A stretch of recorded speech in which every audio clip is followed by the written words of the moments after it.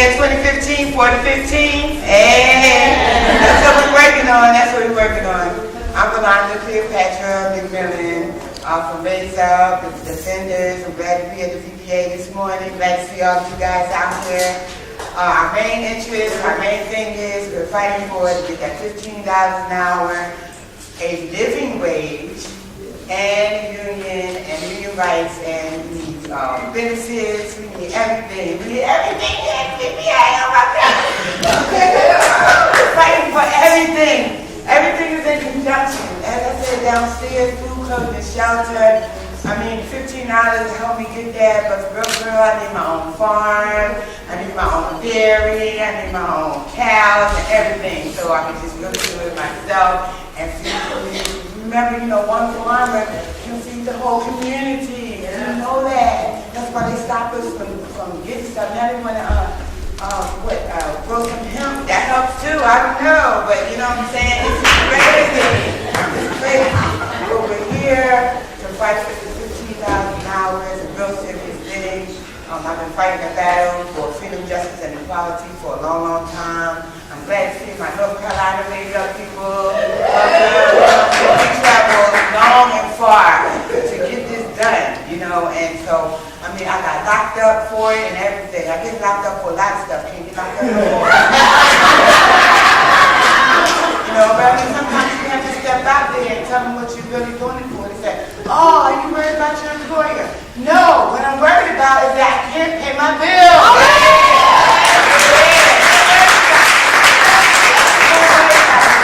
Pay our bills, then we can't sleep, we can't buy gifts, we can't buy food. It's too much. It's too much. I do not like paying other people all this money and don't have no money for me. So now I'm feeling like I'm working for somebody else. There used to be a time when only the father had to work. The mom would sit around and cook dinner. That's a luxury now. Now I gotta come home, I gotta cook dinner for grown folks that I love. I don't really have to cook for them, but the mom and me makes me cook. And then when I take a day off, they say, well, who said you could take a day off? The cook said I could take a day off. I don't have to cook for you. But we're all together. Why? Because they can't have their own apartment because they can't afford it. Why? Because we all live minimum wage and we put our money together. And I gotta look at them, they got to look at me. I love them, but I have to look at them as an A-wing or a B-wing.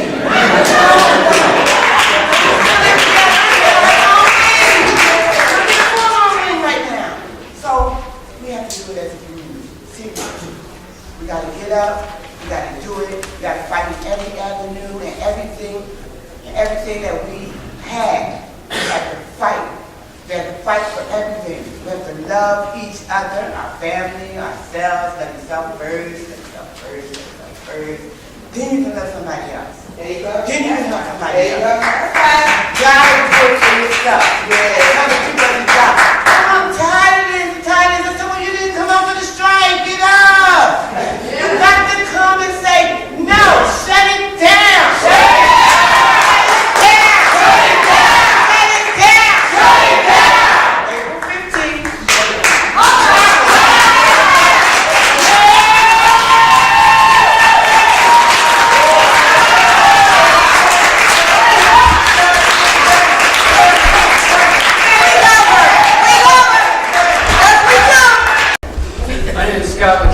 And I am the director for the Virginia Education Association in Roanoke.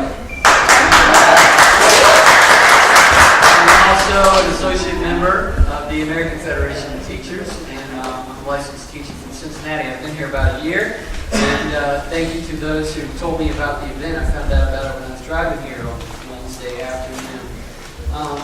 And I want to reiterate some campaign issues related to an event we're having this spring, just to make sure that you're aware of it, what the VBA is hosting here in Richmond on the Capitol grounds. And I want to emphasize some points and some barriers.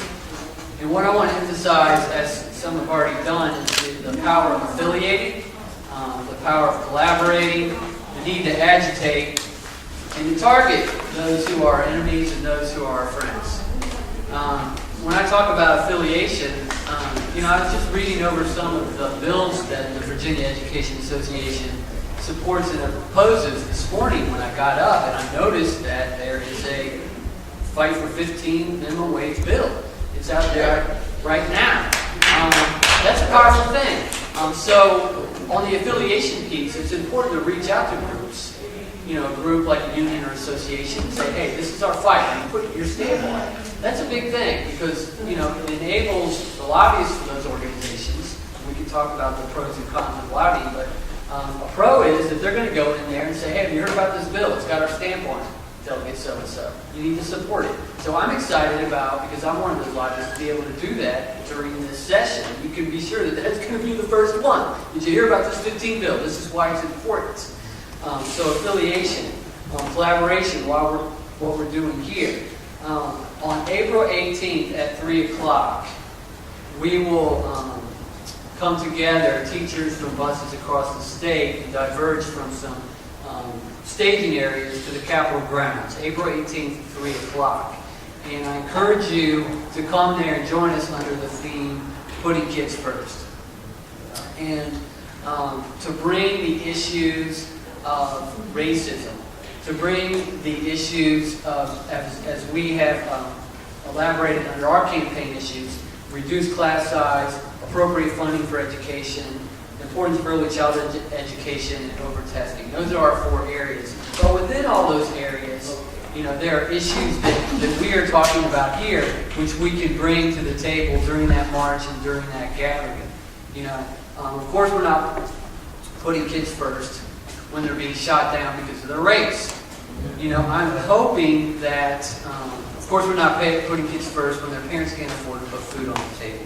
So I'm hoping that the more radical vanguard front is present there, regardless.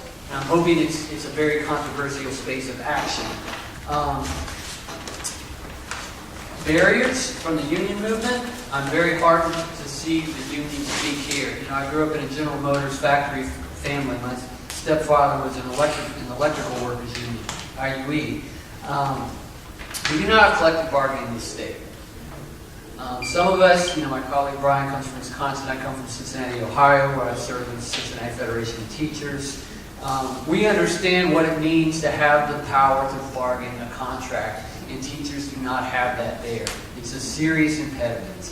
You know, it's the reason why we have everything's under the control of crazy Department of Education regulations here, crazy state code, so that teachers have to serve half a decade of probation. Half a decade of probation where you can basically be fired without cause. It's the reason why teachers, unless under very narrow circumstances, don't have a right to a union representative at a meeting. Hey, on your planning bill, show up here. Why do I have to show up to the meeting? You'll know when you get there. Who's going to be there? We'll let you know when you get there. You know. Why should you? Is that the way we want our teachers treated? That's the way your teachers are treated.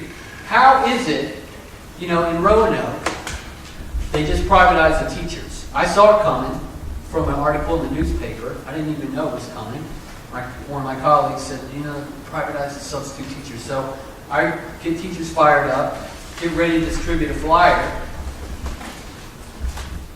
Superintendent calls me, says she wants to talk to me. How is it that the superintendent of Roanoke City Schools is yelling at me and pointing her finger and telling me, how dare you tell me how to run my district? It's not her district, okay? I live in Roanoke. It's my damn district. It's my school.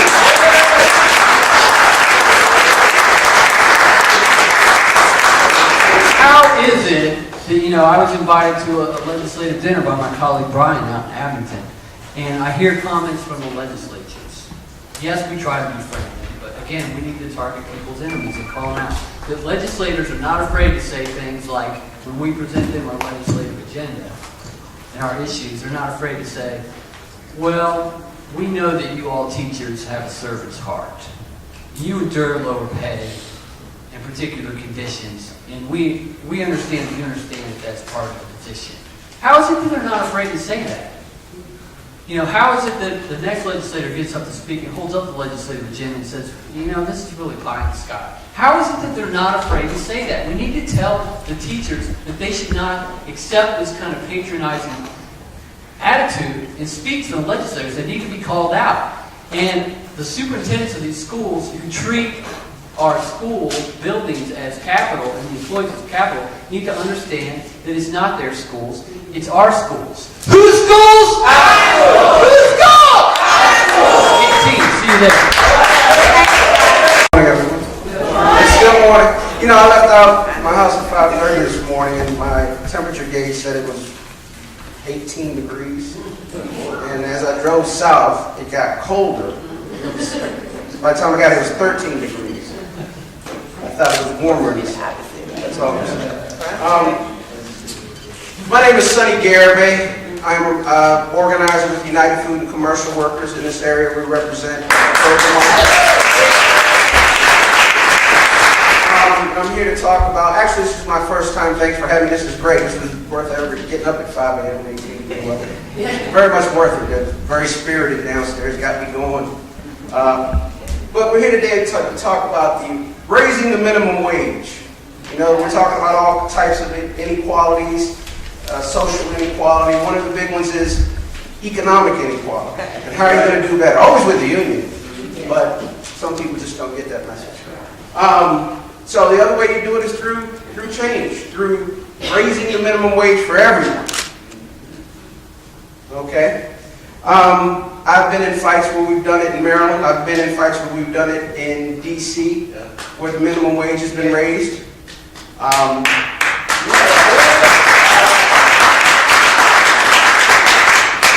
The current minimum wage in Virginia reflects the federal minimum wage, which is $7.25.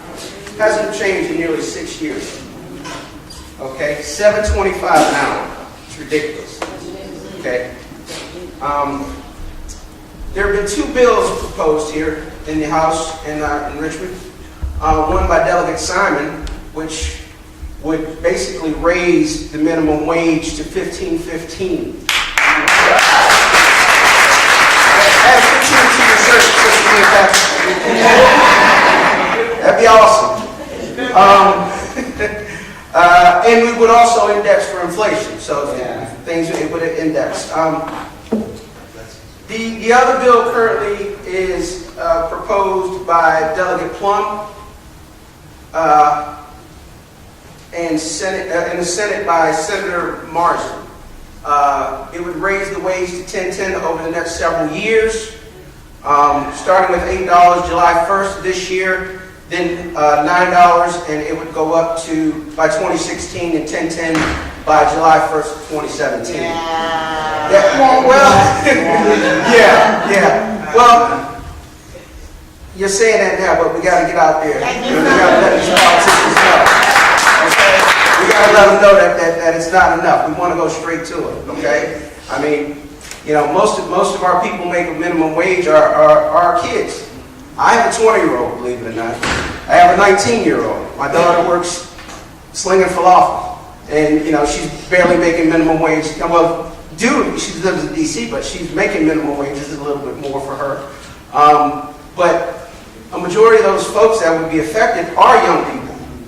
You know, they would be affected, and they would be able to make